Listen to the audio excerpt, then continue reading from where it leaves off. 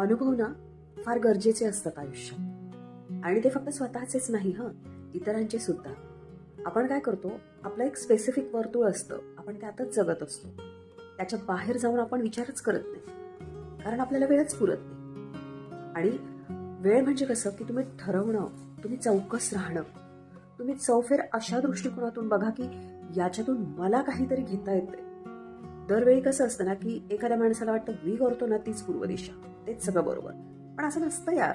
कारण आपल्या आजूबाजूला इतकी माणसं असतात आणि इतके अनुभव असतात, ते इतक्या स्ट्रगलमधून त्यांचं आयुष्य त्यांनी सक्सेसफुल बनवलेलं असतं, आणि त्यांच्या तुलनेत आपला स्ट्रगल काहीच नसतो. जेव्हा हे आपल्याला कळतं ना, तेव्हा आपण आपल्या आयुष्याची वाटचाल एका पॉझिटिव्ह वेनं करायला लागतो असं मला वाटतं.